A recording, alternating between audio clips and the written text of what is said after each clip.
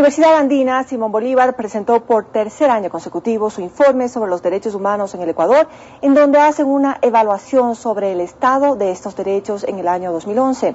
Se trata de un estudio realizado por la universidad en conjunto con organizaciones de la sociedad civil e instituciones del Estado. La información está sustentada en 5 bases de datos y se basa en la Constitución de la República y en estándares internacionales. Para revisar algunos aspectos de este estudio nos acompaña hoy la doctora Gina Benavides. Ella es coordinadora del Programa Andino de los Derechos Humanos de la mencionada universidad. Doctora, buenos días. Se trata de un estudio muy amplio. Hay 4 puntos en los que quisiéramos concentrarnos. Empecemos con lo que han denominado un manejo inadecuado de la conflictividad. Al respecto, ustedes revelan lo siguiente. Ahora, ustedes antes de nada nos enviaron las diapositivas y vamos a ir poniéndolas en pantalla para que los televidentes puedan ir observando de forma clara. Revelan que hay 204 líderes defensores de los derechos humanos y de la naturaleza enjuiciados por sabotaje y terrorismo. 10 casos de persecución y criminalización contra 48 dirigentes sindicales, 20 procesamientos a periodistas y una sentencia condenatoria contra un editorialista y directivos de un medio de comunicación impreso. Datos que reflejan que, doctora, aparentemente todo esto se refiere a procesos judiciales. Así es. Nosotros justamente en el informe lo que sostenemos es que, haciendo una comparación con el año 2010, vemos que persiste este manejo inadecuado de la conflictividad en el país. La conflictividad no es mala, el conflicto puede ser una oportunidad justamente, y eso es algo que hemos reiterado desde el año pasado. El problema es cuando los conflictos no se solucionan de una manera adecuada, promoviendo el diálogo, y lo más preocupante entre el año 2010 y el año 2011 es que la vía de solución que se ha encontrado es justamente recurrir a procesos de judicialización para establecer procedimientos judiciales que coarten en algunos sectores la protesta social, la opinión pública. Se ha criminalizado la protesta social y la opinión pública. Así es. Hay un proceso de criminalización. Nosotros hemos acudido a fuentes que son las fuentes de la CONAIE, de Fundamedios y de la ISP, ante la ausencia también de fuentes oficiales que establezcan claramente cómo se están dando estos procesos. Tenemos esas fuentes y esas fuentes son las que hemos citado. Estos acumulados que hay de 204 líderes, de 10 procesamientos y de los 20 periodistas también enjuiciados son acumulados entre el año 2010 y el 2011. Eso es lo que también sería importante aclarar. No se trata solo de casos del 2011, sino que son procesos acumulados, lo que nos evidencia que la conflictividad sigue en aumento, y eso es algo que se debe cambiar. La propia Defensoría del Pueblo el año pasado cuestionó la política de criminalización de la protesta social, y eso creo que es sintomático de la necesidad de cambios, de cómo aprender en un país que ha proclamado que tenemos que ir hacia una cultura de paz, de diálogo, de encontrar soluciones que permitan crear consensos. Tenemos que trabajar hacia eso y tiene que establecerse políticas públicas adecuadas para lograrlo. En lo que se refiere a la actuación de la justicia se indican limitaciones. Sí. ¿Cuáles son? Bueno, las limitaciones que nosotros hemos ubicado parten del primero, el cambio en el rediseño constitucional de la función judicial. La consulta popular introdujo reformas que alteraron ese diseño, le restaron independencia y sobre todo han contribuido a limitar lo que es algo básico en un Estado garantista de derechos, que las funciones del Estado tienen que ser contrapesos una a otra. En ese sentido, nosotros comenzamos haciendo el análisis marcando esta limitación y ubicando algunas limitaciones en relación a justicia constitucional. De hecho, la Corte Constitucional en el año pasado sufrió algunas críticas por su falta de independencia en determinados fallos, el de la consulta popular, uno de ellos, los dictámenes sobre constitucionalidad de los estados de excepción, la declaratoria de constitucionalidad del decreto 1780, un decreto por el cual se entrega a comunidades religiosas en la Amazonía y Galápagos el control y administración de derechos básicos como educación, salud. Entonces, hay un cuestionamiento de independencia al órgano de control constitucional. En materia de justicia penal, algo que para nosotros desde la perspectiva de derechos humanos es súper importante, es determinar cómo está respondiendo la justicia para esas demandas, las demandas que tiene la población de saber, de justicia y reparación en casos graves de violaciones a derechos humanos. ¿Y cómo está respondiendo? Los casos de la Comisión de la Verdad que se entregaron desde el 2010 permanecen en fase de indagación previa, el 99% de los casos. Solamente en 6 de los 118 casos, las víctimas han accedido a una defensa efectiva, a un proceso de patrocinio legal, y la mayoría de las víctimas y familiares lo que refieren es que han sido revictimizadas en los procedimientos de investigación. en materia de justicia algo que es fundamental son las garantías jurisdiccionales. Nuestra Constitución dice que si a alguien le afectan un derecho, tiene una vía rápida para recurrir a la restitución de derecho. Para eso están las garantías constitucionales. Nosotros hicimos un estudio basado en Pichincha y lo que podemos evidenciar es que hay un desconocimiento y una poca utilización por parte de la ciudadanía en general de las garantías constitucionales.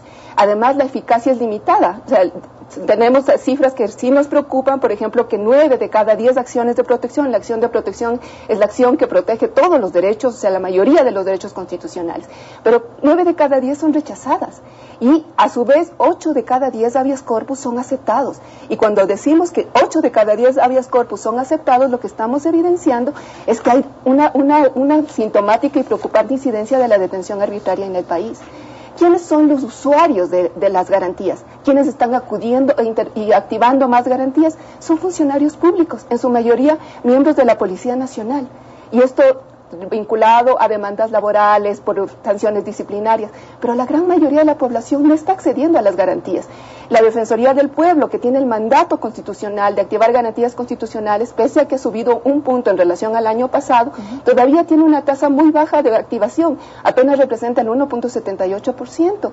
Las organizaciones de derechos humanos y organizaciones sociales activan muy residualmente las garantías jurisdiccionales y constitucionales. Entonces, esto es preocupante, porque la administración de justicia es esa instancia en la que uno como ciudadano puede acudir cuando le han violado su derecho, cuando quiere que ese derecho se restituya, cuando quiere que se repare. Y esto consta en el informe. Hablemos ahora sobre la situación de los derechos colectivos y de la naturaleza. ¿Consideran que estos están en inminente riesgo, pese a que la Constitución de Montecristi pone énfasis en este tipo de derechos? ¿Por qué?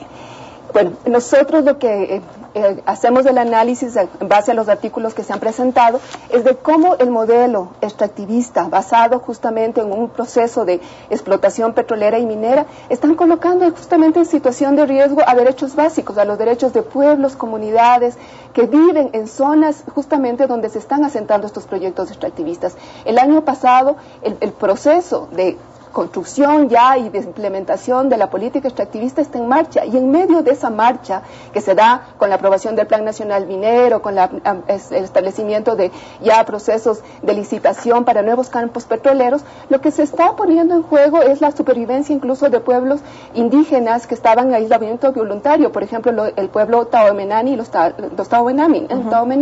Entonces eso nos preocupa realmente, porque no hay procesos de consulta previa, y eso es lo que las comunidades están reclamando.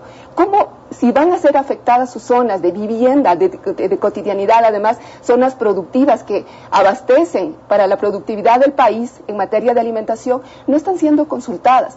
Y esto sí pone justamente en lo que nosotros decimos en una situación de riesgo, y establece una demanda a la ciudadanía y al Estado de pensar ¿a qué nos conduce a largo plazo un modelo extractivista que no está tomando en consideración las graves consecuencias que eso puede tener para la vida, no solo de la población, sino en general de nuestra población ecuatoriana, sino también a nivel global?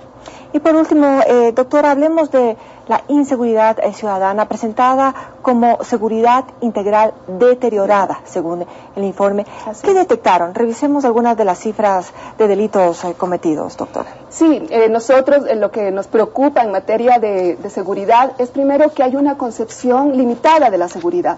Se viene manejando una concepción que está muy vinculada solamente a la visión de seguridad ciudadana, pero la Constitución del Ecuador establece por lo menos 4 ámbitos en donde la seguridad se manifiesta, y por eso decimos que la concepción de la política pública tiene que ser de seguridad integral.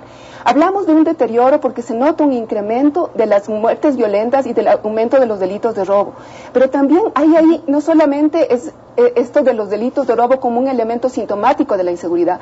Vemos el crecimiento de problemas graves y de delitos graves como por ejemplo el feminicidio, el aumento de los accidentes de tránsito. Entre 2010 y 2011 los accidentes de tránsito se duplicaron. Ecuador es el segundo país del mundo, o el segundo país latinoamericano con mayor y alta incidencia de accidentes de tránsito. El número de suicidios ha crecido en el país, y eso es sintomático. O sea, se imagina lo que es que la población tenga que recurrir a suicidio para poder sobrevivir. La cifra va en crecimiento y eso creemos que es sintomático. A eso se suma todo lo que son delitos. Tenemos también una lámina que informa, por ejemplo, que los homicidios y asesinatos, si bien han bajado levemente, me parece que es un 10%, ahí tenemos la lámina, pero el robo a personas ha incrementado en un 40%. Así es, y si uno ve la tabla, lo que puede establecer es que en general los delitos contra la propiedad han aumentado, y eso involucra la necesidad de trabajar justamente en políticas de seguridad ciudadana que se basen en algo que es bien importante, y eso nosotros lo decimos en el análisis de seguridad, en la necesidad de trabajar en campañas de prevención y de intervención basadas además en una filosofía de protección a la ciudadanía. Esto lo decimos porque además en seguridad sentimos que desde el año pasado se viene fundamentando un proceso de naturalización de respuestas violentas y respuestas que pueden a la larga generar también violaciones a derechos humanos. Hay una naturalización de la presencia de Fuerzas Armadas y casi un llamado a que Fuerzas Armadas salga a controlar la seguridad ciudadana. Y eso es preocupante desde la perspectiva de derechos humanos, porque yo creo que la Constitución ha establecido unas diferencias claras entre el rol que tiene que tener Fuerzas Armadas, una fuerza preparada para la seguridad externa, para la guerra, y otra la que tiene que tener la Policía Nacional, que es una policía que debe enmarcar sus acciones para la protección hacia el interior y basada justamente en la protección de derechos de la ciudadanía. En ese marco también en seguridad nosotros nos preocupa mucho la utilización que se viene haciendo de los estados de excepción. El año pasado se expidieron 19 estados de excepción. Así es. Y algo que preocupa es que, por ejemplo, 3 de las 5 funciones del Estado estuvieron bajo estado de excepción, 2 de ellas por periodos más allá de los que establece la Constitución. En concreto, la Asamblea Nacional Constituyente pasó todo el año bajo estado de excepción, y el estado de excepción era para sus instalaciones y para asegurar que la Guardia Legislativa esté en manos de las Fuerzas Armadas. Entonces, por eso es que decimos que hay este proceso de naturalización, porque si desde la propia Asamblea Nacional considera que su seguridad está dada por Fuerzas Armadas, esto es sintomático de un proceso de limitación incluso en el modelo democrático que vivimos. O sea, y eso debería haber reformas concretas para establecer cómo los ciudadanos, las autoridades establecen realmente procesos de seguridad. La seguridad no se puede construir solamente bajo la visión de las armas. Repito, y eso es algo fundamental, nuestra Constitución dice que tenemos que crear una cultura de paz. Gracias, doctora Benavides, por compartir con nosotros toda esta información.